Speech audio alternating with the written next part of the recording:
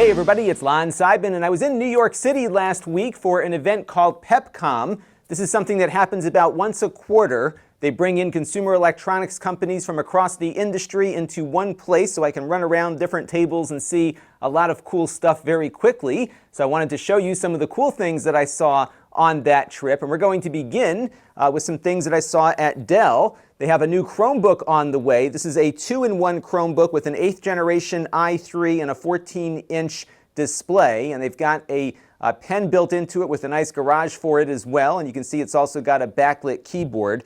This one's going to start at $599. I'm going to try to get one in for review because I know you all love Chromebooks. Now this next item is not new. This is the XPS 13, but they were showing off one in white that I thought looked really cool in that color. It's the same size and everything, but different color. And they also have a different material on the keyboard deck. It's actually a woven glass versus the carbon fiber that feels a little more rubbery on the black and silver versions. I just thought it looked cool. It looks very different than the other XPS 13 that they have in the line there. I also got a look at their new G5 laptop. This is kind of a mid to low end gaming laptop in the sense that it doesn't have all the fancy lights and things hanging off of it, but they did get a GTX 1060 into that machine. That one's going to sell for around $999, which I think is a very good price. I'm going to try to get one of those in too for a review coming up. Now this next device was just interesting to me because it's another one of these Star Trek things come true.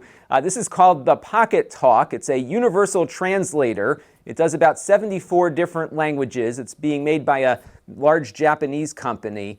And what you do is basically take it out, talk into it. It will recognize your speech, say that their research has shown people want an appliance to do this kind of thing. The other thing that they're using here are different APIs depending on the language you're using. It just disappeared there for a second. It'll come back. So they're using Google and Baidu and a few other services depending on which one they think best handles the language. So that was a little bit different there. So it is an appliance. It's running Android, but when you boot it up, all it does is the translation. I'll put a link to it down in the comments below or the description below so you can find out more about it if you're looking for something like this. It also has a 4G radio built in for connectivity that works worldwide, and it'll work with no subscription for 2 years. So if you have a trip coming up, you know, one price here, and wherever you go, you should be able to translate all of those languages on the go. And next I stopped over at WD's table. They have a couple of new portable hard drives here. These are the My Passport Ultras. They're spinning hard drives, nothing too fancy, and they're not all that expensive either. So it starts at about $69 for a 1 terabyte drive, and there's also a 4 terabyte version for $139. The 4 terabyte one is the larger one on the left there. And as you can see, it has a USB Type-C connector, and they'll give you an adapter for the regular USB in the box. Nice design. It's got a metal cap on it, and then the rest of it is plastic. Their Sandisk division was also there, and they were showing off their new 400 gigabyte micro SD cards. These little micro SD cards, even when they were like 16 gigabytes, were blowing my mind. This is pretty crazy to have 400 gigs in a little card like this. There's 2 different versions available. I think they're going to start at around $249 for this size, but there, of course, will be smaller ones. And they have a new faster card that apparently will write 90 megabytes per second and read at about 170 megabytes per second, which is crazy fast for a little tiny card that fits on your pinky nail there. That was pretty crazy. Now this is something that I posted on my Facebook page the other day from Logitech. This is their new K600 keyboard. They're billing this as like a home theater keyboard device that has a trackpad integrated. The trackpad is a click pad, so there's no mouse button on that side, but there are some mouse buttons on the left-hand side of the keyboard there. It's got circular keys, as you can see, and then there's a directional pad for controlling things on the television. But I was really surprised to learn that it doesn't have a backlight. I know a lot of people were curious about whether or not it had one when we posted this on the Facebook page the other day. No backlight on this one, so you're going to have to feel your way around on it. So that was the only disappointment I had. It's $69. It supports Bluetooth to multiple devices. And there's also a little dongle in the back too for their proprietary connection if you want to run with that. Now this was kind of cool. This is not really a product just yet, but this is a flexible display from Royole. They are making these OLED displays that they hope to get other manufacturers to buy into to integrate into their products. It can be rolled up but they say you can't really fold it. So there are some limitations to it, but overall it looks pretty cool. And there's a lot of possibilities that you can do with this thing, including building it into things like clothing here. One of the potential uses might be having, a marketing firm running around the city with these hats with things displayed on them. And you can run basically full motion video on these things and have a pretty cool way to attract attention to your product or service. I just thought that was pretty cool and maybe an indicator of what we might see in the near future from manufacturers who can work with these flexible displays from Royole and other companies. I also ran into Huawei, and we don't see many Android tablets these days, and I apologize for the shaky camera work there. This is the new MediaPad M5. It's an 8-inch Android tablet, and they've also got a larger 10-inch one there, as you can see. Very slim. I'm going to try to get one in just to give it a test because there aren't many options anymore for this form factor of an Android tablet. And I know a lot of people like Android tablets in this size, and we just don't have many options right now, so we'll try to get one in for review. I was also impressed with this computer. This is the Matebook D. It is about $629 at retail here in the US. I think they're being sold at Walmart. It's got a Ryzen processor. It's the 5-2500U. So we'll try to get one of these in too. Not all that fancy, but it's got a 1080p touch display. It's all metal. Looks pretty nice for the price point, and I'm eager to see how that Ryzen processor performs. So we'll try to be on the lookout for that. And you can see their Ryzen logo right there.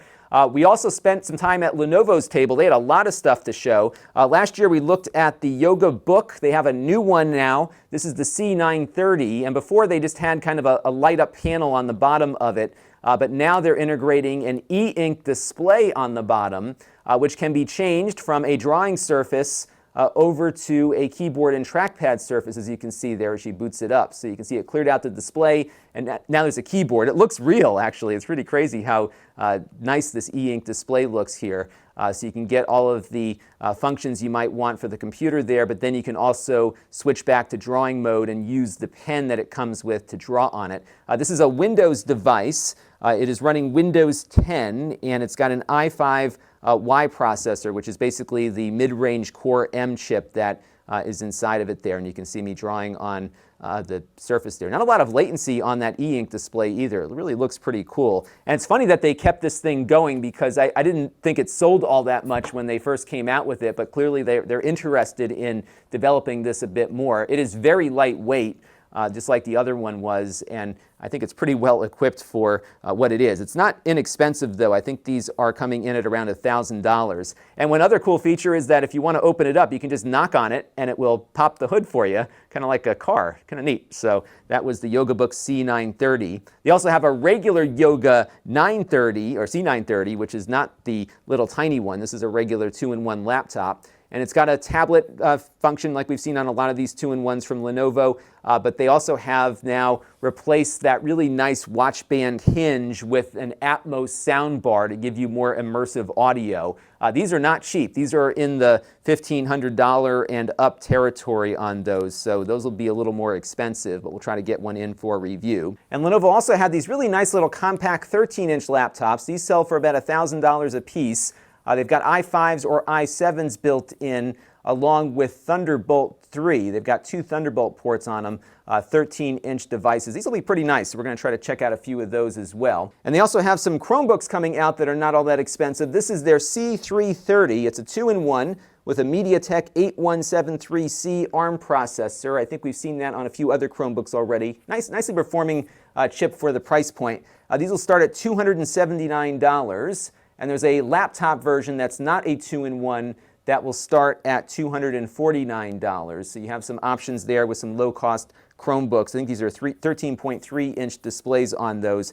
They're also going to have a more expensive Yoga Chromebook that is running with a better display. I think it goes up to like 4K. That one will probably start in the $500 range or so. So if you're looking for more Chromebooks, there are some options coming from 2 of the major manufacturers we saw there. And then if you're really looking to spend some bucks, they've got the Thinkpad X1 Extreme. This is probably the highest end ThinkPad they have, I believe. And it has a 1050 Ti GPU built in, along with all the other accoutrements you could imagine. I think there's also a hexacore version available of this too. So this will run you about $2,000 or so. And we'll try to get one of those in too to try it out for the heck of it. And we always see home security devices, but this one was a little unique. So what this thing is called the Safe by Home 6. And what it does is that it replaces the service provider you're using for your home security system. So if you have those sensors on the doors and you've got motion sensors in the house and you're probably linking back to a security service like ADT or Comcast or one of those services that are out there. And of course they charge you a monthly fee for that. What this device does is it replaces the guts of the subscription service you're using with something that you have direct control over. So this costs $300, but there's no monthly fee associated with it. And what it will do is report back to your smartphone anything that happens in the house. You're not going to have somebody monitoring for you, but it will alert you on your phone if something were to happen at your home when you're not there. If you spend $10, you can do a 1-month monitoring service with them. So if you're going away and you want to make sure the house is being looked after, you pay them $10 and they'll watch it for 30 days for you like the other services would. What's neat about it though is that it also has a 3G modem built into it. So it will go out on the cellular network if your power and internet happens to get cut by a perpetrator. And all you have to do is just kind of wire it up with these clips that they give you to take all the wires coming into the existing system and wire it into theirs as the alternative. So if you're looking to get away from that monthly fee from your security company, you can keep all the same hardware and then swap out the guts of it, the brains of it, to this thing, and you can get your home protected. You can also have your neighbors added to your list of people that get notified when an alert goes on. So there's a lot of cool things that go on with this, and it's a one-time purchase versus a one-time purchase plus a monthly fee. And if you want the service, you can pay for it on kind of a per diem or monthly basis while you're away. So that was kind of neat. Now you all might recall we were sponsored by Nokia Health here on the channel a few months ago, and then Nokia Health sold their health division back to Withings, who they had bought it from in the first place. And this is the first new Withings product. This is the new Steel HR watch. It looks very similar to the one we looked at not too long ago, but this one has some better motion sensing built into it. And it also looks a little nicer in that they have made the hands on the watch easier to see. One of my knocks against it was that the hands often kind of blended in with the watch face.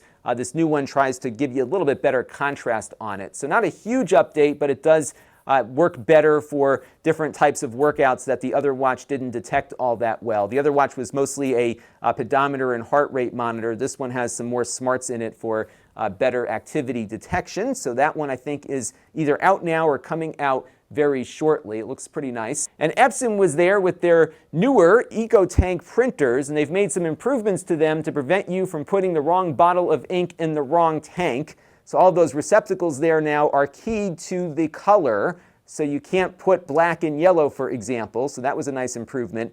It also doesn't require you any longer to squeeze the bottle. It will ingest the ink automatically, and you can top off your printer anytime you want now. So that might help sell more bottles of ink perhaps, but it's also a lot less messier because all you have to do is put the bottle into the right slot and the printer will take care of all the ink ingestion for you. So that was pretty cool to see. Maybe we'll try to get one of these in and do a review on one of those.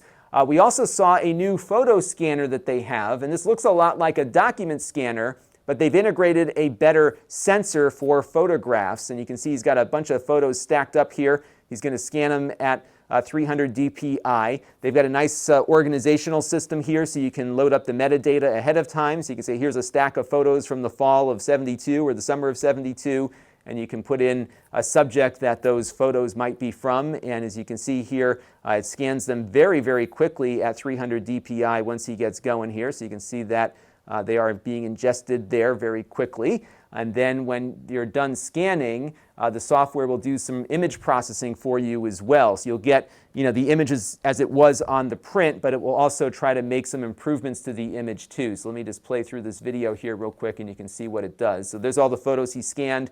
That one's a little bit washed out like the original was, but if he switches over now to the other one, it made it a little nicer from a color correction standpoint. So it's a pretty fast way to get those shoe boxes of old photos loaded into your computer. It's not cheap, it's $5.99. It doesn't do negatives either. So if you just have the negatives and no prints, you're going to have to get a negative scanner, which is a lot slower. But I know for folks that have just a ton of photos and you just want to get them in, this is better than a document scanner for that. It also works as a document scanner if you want to use it for that. And they also give you a special little sleeve in the box. So if you have a very, very sensitive photo that you don't want to risk getting scratched or something, you can put it inside this sleeve. It'll scan it through the sleeve so it doesn't scratch the photo as it's working its way through the mechanism. But they did apparently put some safeguards in to prevent scratching of your prints as they're running through. And again, for folks that have a lot of photos hanging around, this might be a very useful thing. So that's going to do it for my trip to Pepcom for their Holiday Spectacular. These are all products that are out now or will be out in time for the holidays. The next show they're doing, I think, is in Las Vegas for CES, and I'm probably going to go to that one. That show is enormous, so we'll have a lot to talk about when CES rolls around. But in the meantime, here was some stuff to keep an eye on as the holiday season gets closer to us, and hopefully we'll get some of these things in for review very shortly. Until next time, this is Lon.TV. Thanks for watching.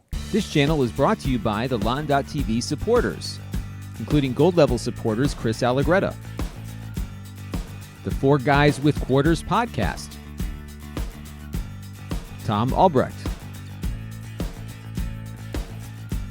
Gerard Newberg, and Kalyan Kumar. If you want to help the channel, you can by contributing as little as $1 a month.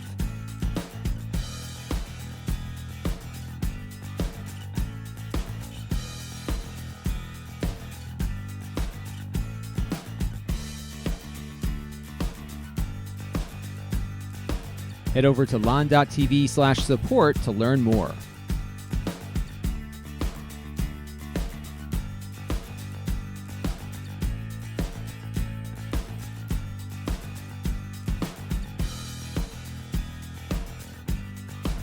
And don't forget to subscribe. Visit lon.tv/s.